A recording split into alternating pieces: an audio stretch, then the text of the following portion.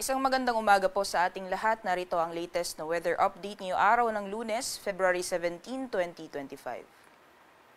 Sa kasalukuyan po ay wala tayong binabantayan na LPA o bagyo sa loob at labas ng ating Philippine Area of Responsibility at kung makikita po natin dito sa ating latest sa satellite animation, malaking bahagi po ng ating bansa ay makakaranas po ng maaliwalas na panahon. Wala po tayong namamataan na mga kapal na kumpul na kaulapan na posible pong magdulot ng buong araw na tuloy-tuloy na mga pag-ulan sa malaking bahagi po ng ating kapuluan. Except na lang po dito sa may bahagi ng Northern Luzon dahil sa patuloy na epekto ng amihan, pati na rin po ng shear line, maaaring makaranas po tayo ng mga pagulan along the eastern sections of Northern Luzon area at itong Intertropical Convergence Zone naman or ITCZ ay maaaring magdulot din ng mga pagulan dito po sa may katimugang bahagi or southern portions ng Mindanao, gayon din sa may Palawan.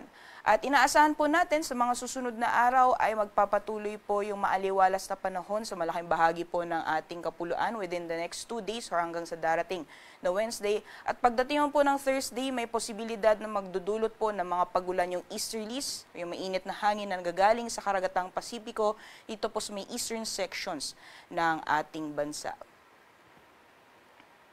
Dako tayo sa magiging lagay ng panahon ngayong araw dito po sa Luzon. Gaya po ng nabanggit natin kanina, dulot po ng epekto nitong shear line, pati na rin po ng hanging amihan, ay maaaring makaranas po ng mga pag-ulan dito po sa may silangang bahagi ng Northern at Central Luzon area.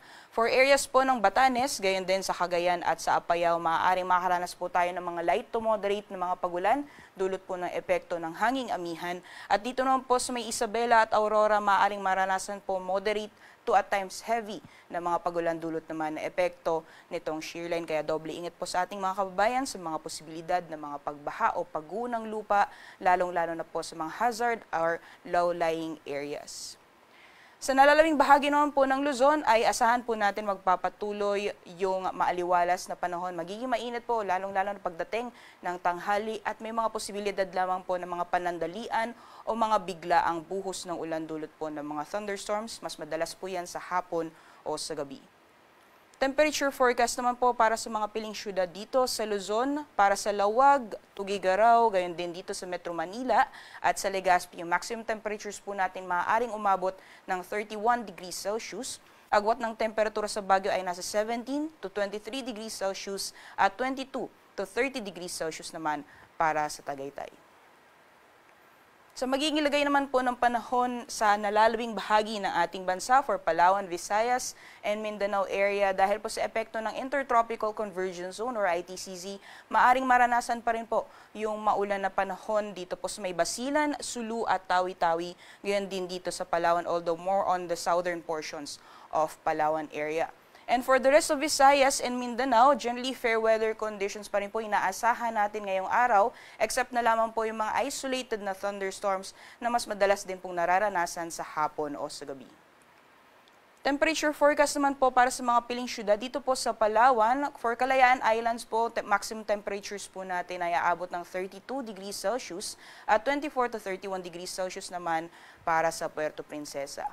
Sa mga piling syudad naman po for Visayas, maximum temperatures po natin for Iloilo, Tacloban, as well as Cebu, maaaring umabot ng 31 degrees Celsius. At sa mga piling syudad naman po para sa Mindanao for Cagayan de Oro, maaaring umabot po ng 31 degrees Celsius maximum temperatures.